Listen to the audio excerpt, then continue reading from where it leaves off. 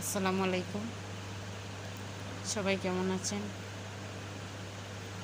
আমি আলহামদুলিল্লাহ ভালো আছি।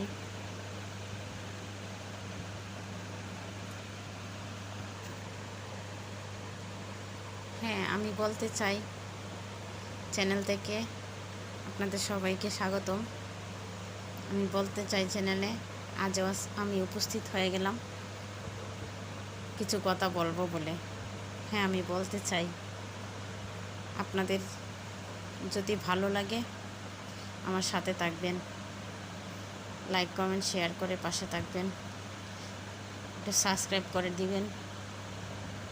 আপনাদের উৎসাহ পেলেই আমি এগিয়ে যাব ইনশাল্লাহ। আমার ভিডিওর শিরোনাম দেখে আপনারা বুঝতে পারছেন আজকে আমি কি বলতে চাচ্ছি।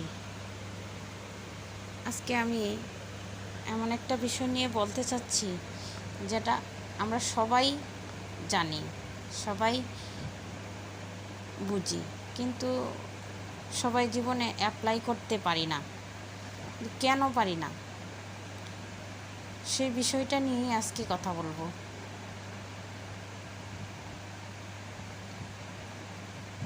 আসুন প্রসঙ্গ কথায় বলেছি, জীবনে যদি সফল হতে চাও তাহলে নিজের ভাবনাকে বদলাতে হবে, নিজের চিন্তাধারাকে বদলাতে হবে। এটাই জীবনের সফল হওয়ার মূল মন্ত্র।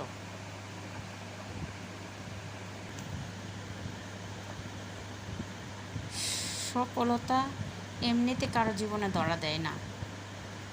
সফলতার পিছনে যেরকম মানুষ বলে পরিশ্রমের দরকার, সেমন ঠিক সেই রকম একটা সূক্ষ্ম চিন্তাধারা, মানে আপনার চিন্তা ভাবনা যেটাকে বলা হয়, আপনার মনকে পজিটিভিটি করে নিতে হবে। কোনো কাজে ব্যর্থ হলে থেমে গেলে চলবে না, সেই ব্যর্থতা থেকে আপনাকে শিক্ষা লাভ করতে হবে। ব্যর্থতা থেকে শিক্ষা লাভ করে আপনাকে সামনে এগিয়ে যেতে হবে। এটাকেই বলা হয় মাইন্ডসেট। মাইন্ডসেট এমন একটা জিনিস যা মানুষকে সামনে এগিয়ে নিতে সাহায্য করে। যেমন ধরেন, আপনারা দুই বন্ধু একসাথে পড়াশোনা করেন, তো ক্লাসে চিত্র প্রতিযোগিতা হলো। চিত্র প্রতিযোগিতায় দুজনেই হেরে গেলেন, কিন্তু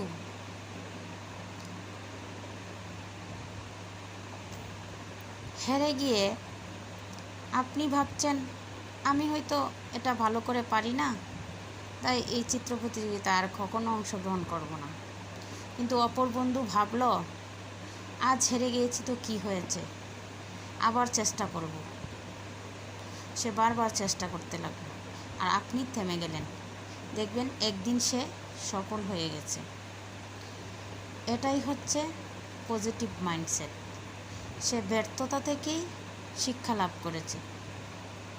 মানুষ এভাবে ব্যর্থতা থেকে শিক্ষা লাভ করে যারা এগিয়ে যায় তারাই জীবনে সফল হয়।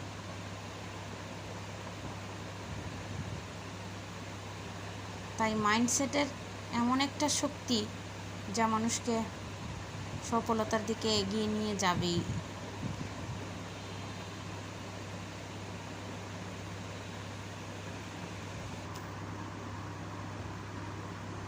নেগেটিভ কিছু ভাবা যাবে না, পজিটিভ ভেবে নিতে হবে। ব্যর্থ হয়েছি বলেই হেরে যাব না।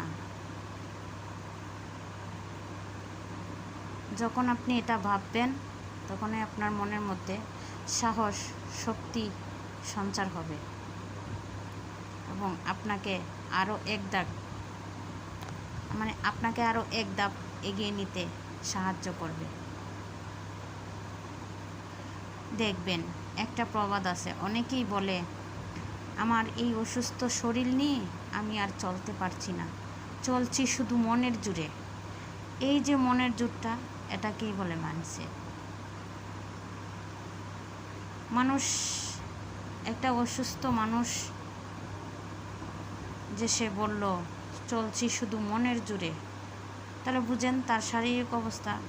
সে বলতেছে আমি শারীরিক অবস্থা আমার ভালো না, আমার চলার শক্তি নেই, কিন্তু সে তার মনকে শক্ত করে নিয়েছে যে না আমাকে চলতে হবে।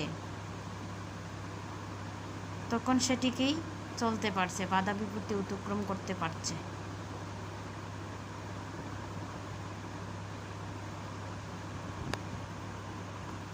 তাই বলবো, সফল হতে হলে আগে মনকে সেট আপ করতে হবে, মনের মধ্যে এই শক্তি সঞ্চার করতে হবে যে হ্যাঁ আমাকে সফল হতেই হবে। ভেঙে পড়লে চলবে না, এগিয়ে যাওয়ার জন্য প্রস্তুত হতে হবে। ব্যর্থতা থেকেই শিক্ষা নিতে হবে, শিক্ষা নিয়ে এগিয়ে যেতে হবে।